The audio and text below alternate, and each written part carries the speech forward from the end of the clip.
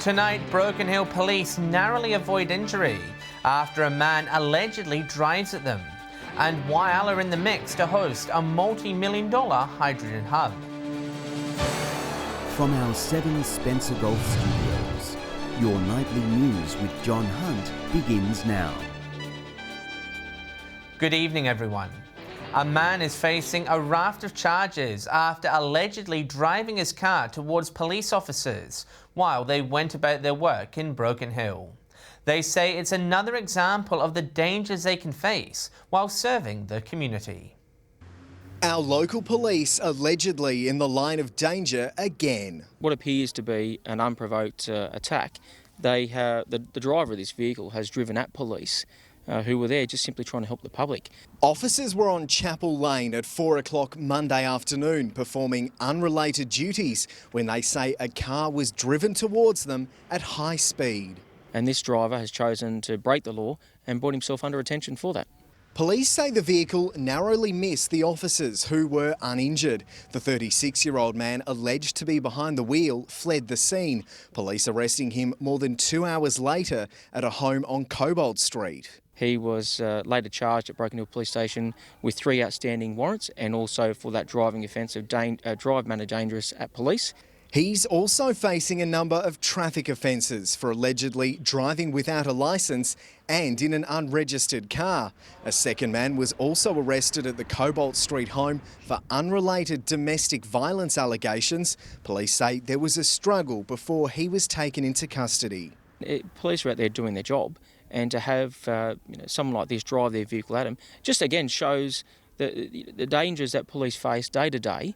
Lachlan Itter, 7 Spencer Golf News. Whyalla is on the shortlist of 7 locations being considered to host a proposed hydrogen hub. The federal government today also announcing another $275 million will be invested into the industry. A cash splash set to turbocharge the development of a new hydrogen industry. Whyalla, working its way up the ladder, listed along with 6 other possible locations across Australia as a candidate to lead the country's hydrogen future. A very good possibility at Whyalla, in so much as we are already surrounded by abundant renewable energy. We have a steel industry there. The federal government today announcing 5 hydrogen hubs to be built, also injecting another $275 million into the plan. Each hub also expected to provide a pipeline of jobs. Bear in mind we announced $70 billion in the last budget, which was in October, strangely, and now so we're up past $340 million or so to support the establishment of 5 hubs. Infrastructure SA's chief executive says it's a very positive announcement. It's good to see there's a growing bipartisan support for the potential for hydrogen. Also saying the hub could make a significant contribution to the state's economy through exports and the energy market. Whyalla and that broader region around South Australia is a prime location to grow a green hydrogen industry. Sophia Contagonis, 7 Spencer Golf News. The Far West's worst-kept secret has been confirmed, with the gates to Lake Menindee set to be open tomorrow morning. Water Minister Melinda Pavey making the announcement during her visit to Broken Hill for the Western Division Council's conference. I think it's time for a conversation with the Commonwealth Environmental Water Holder, with the Murray-Darling Basin Authority to say our locals need more water and more say. It'll be the first time since 2016 that the gates have been opened and follows record rainfall in the Northern Darling Basin. Aboriginal author Bruce Pascoe has been the latest star attraction at this year's Salt Festival in Port Lincoln, hosting a presentation yesterday evening. Premier Stephen Marshall among the packed audience for the special event. Shoulder-to-shoulder audience members pack Port Lincoln's Nautilus Theatre for an important conversation. I think what Australia hasn't done is have much conversation with Aboriginal people, and I think that conversation is very well timed now. Aboriginal author Bruce Pascoe and Scott Kane hosting their Salt Talk, explaining the rich Indigenous history of Australia and the importance of reconciliation for the country to move forward. You've got to think that Australia is about to change its mind. Premier Stephen Marshall, who's also responsible for the arts, Aboriginal affairs and reconciliation, was also in attendance. I think that it's really important that we make arts as accessible as possible. We've invested very significantly in Country Arts SA since coming to government, and very happy to support the Salt Festival with a grant. This year we've had our greatest level of support from the state government, and that has been instrumental in being able to bring the Symphony Orchestra, the Adelaide Symphony Orchestra, over here. With 4 days left of the festival, organisers are encouraging everyone to get out and enjoy what's on offer. There's a lot more on in the festival this week. We're on until Sunday, and there's still so much to see and do. Nathan Regter, 7 Spencer Golf News. Still to come tonight, another round of travel vouchers go online in South Australia. And Broken Hill Emergency Services prepare for the worst at the local airport.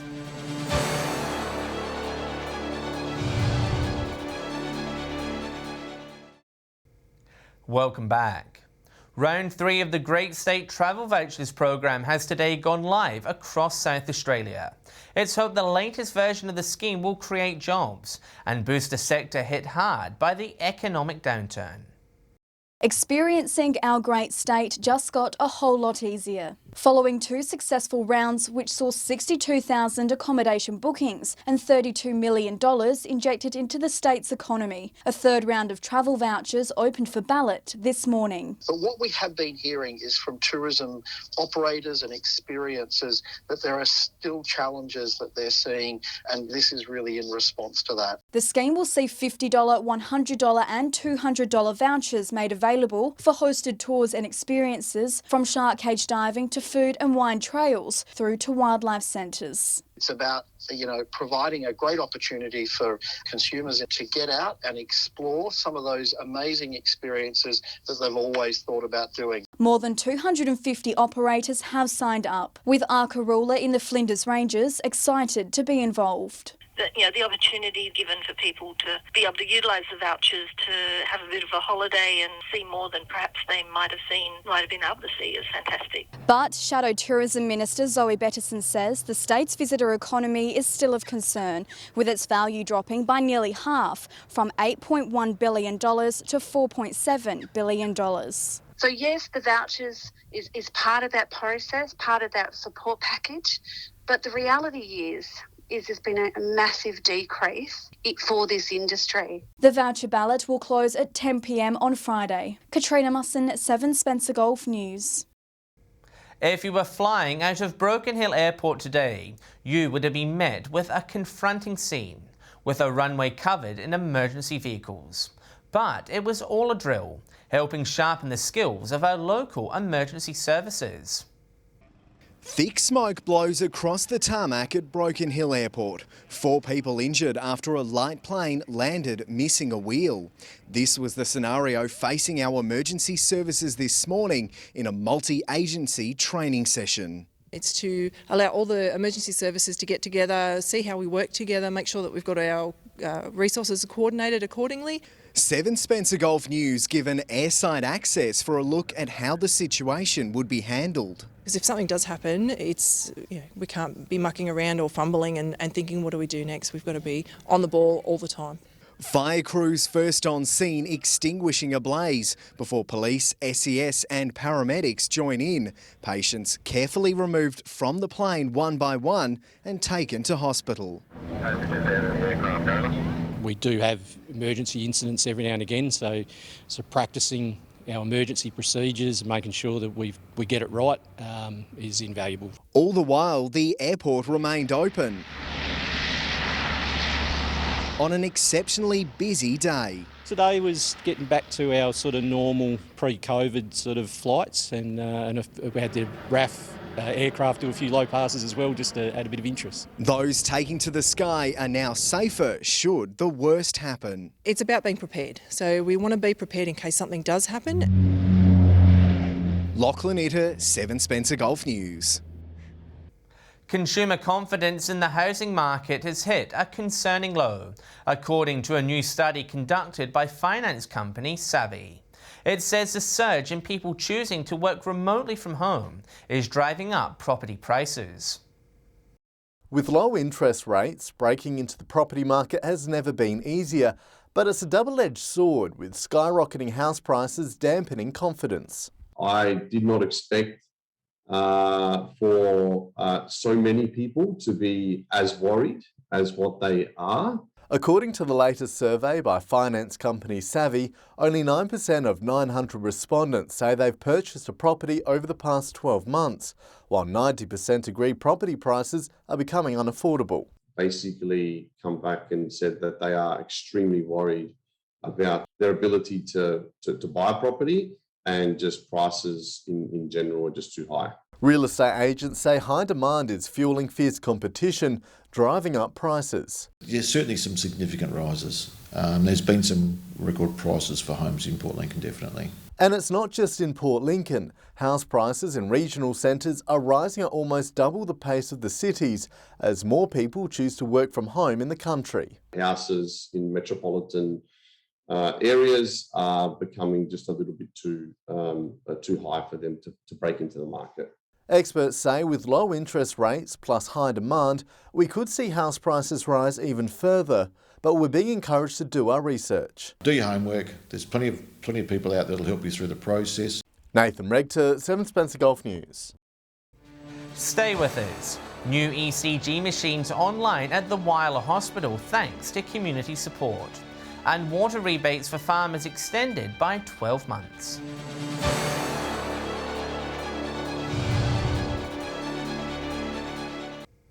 The dedicated fundraising of Whyalla's breast cancer support group has helped the local hospital upgrade life-saving equipment.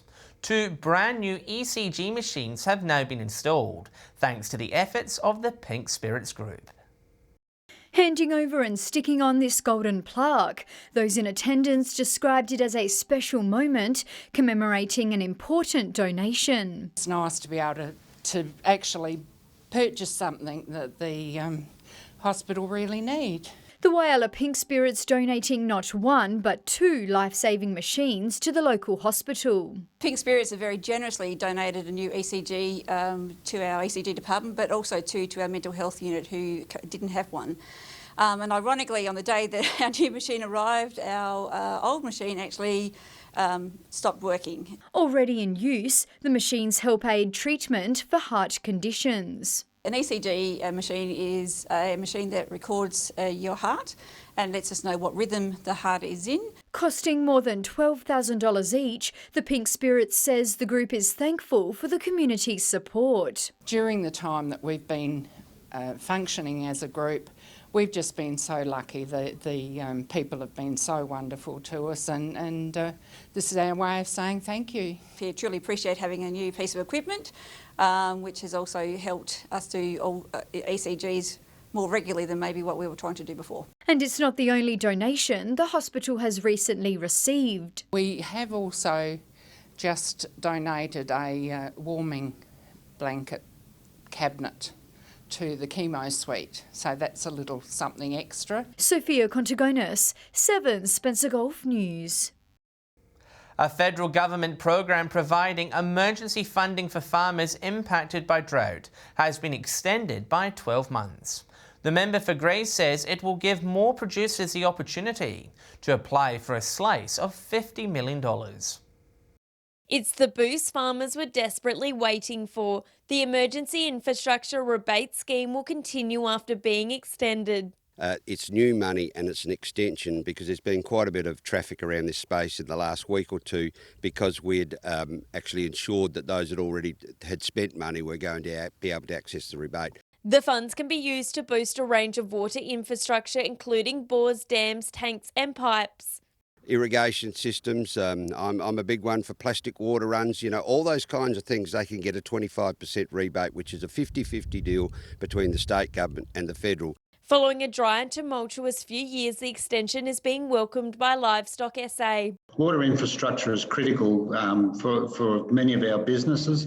Really important that we have quality infrastructure to help us deal with droughts. However, they urge the government to pay up for those who have already applied. We have been urging the government to hurry along with the people that are waiting, and we understand that arrangements are in place. Rowan Ramsey hopes it will help invest for the future rather than spending on short-term solutions. the long-term viability of farming. And I think putting band-aids on the problems of today's drought is one thing. More information can be found online. Shari Ham, 7 Spencer Gulf News. With piling works continuing as part of the Beluke Bridge duplication project, another piece of the bridge will be temporarily closed. The southbound lane will have traffic restrictions in place intermittently over the next 8 weeks, from 7 p.m. to 7 a.m. between Sunday and Friday. Signage will be in place and pedestrian access will not be restricted during this time. Motorists are being reminded to take care when travelling through the area. Business Port Pirie is calling on expressions of interest for a new business and events manager. The group is looking for someone who's invested in the region and understands the importance of businesses working together in the city. Following a challenging year for many owners, Business Port Pirie says they're working towards a brighter future. The role will be part-time for approximately 15 hours per week. Applications close on the 7th of May. Stay with us after the break. We'll check what you can expect to pay at the Bowser this week. And we'll have the weather details with Alex Sykes.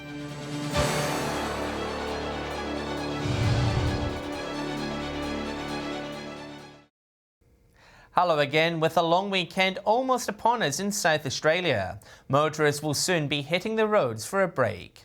Lachlan Itter has all the details on what you can expect to pay at the Bowser in this week's Fuel Watch.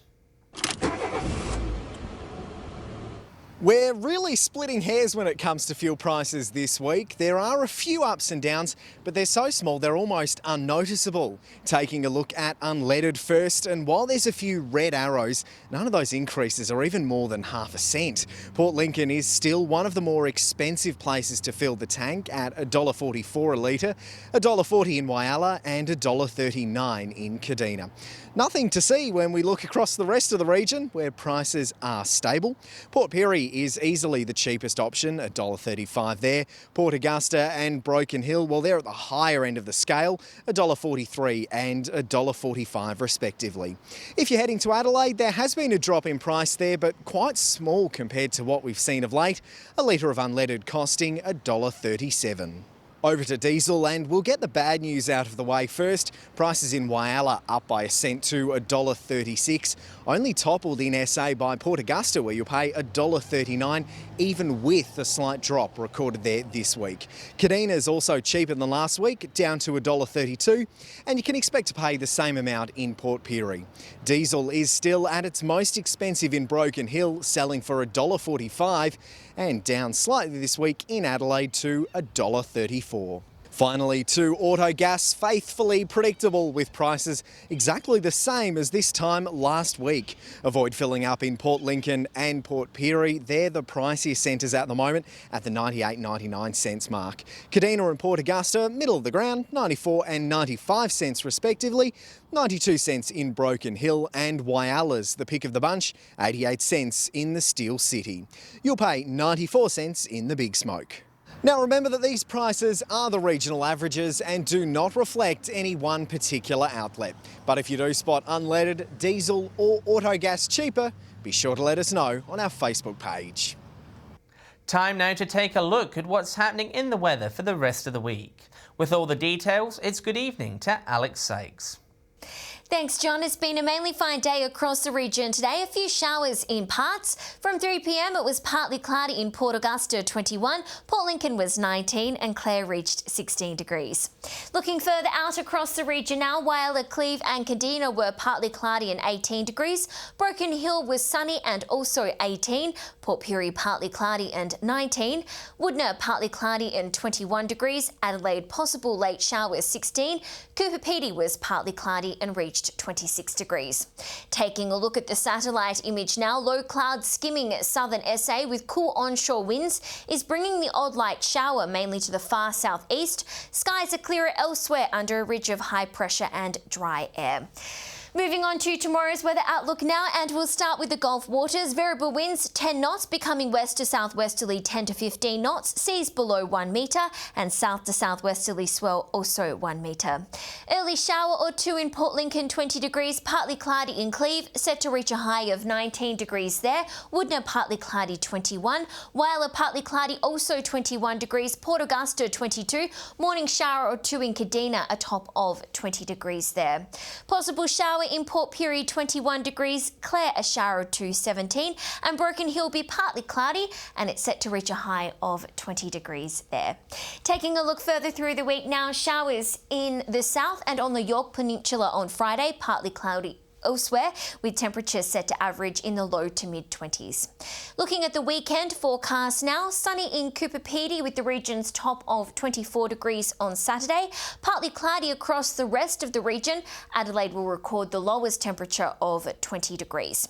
And conditions clearing up on Sunday, sunny in Cooper Pedy, Port Augusta and Whyalla, mainly fine conditions elsewhere. 25 will be the region's top temperature, while 21 will be the region's lowest temperature. So John, it's looking to be beautiful autumn weather across the Gulf over the weekend, and that's all the weather from me for tonight. It's back to you. Thanks for that, Alex, and that's the local news this Wednesday evening. Thanks for joining us. I'll have updates later, and we will be back tomorrow at 7 p.m. Until then, enjoy your evening. Good night.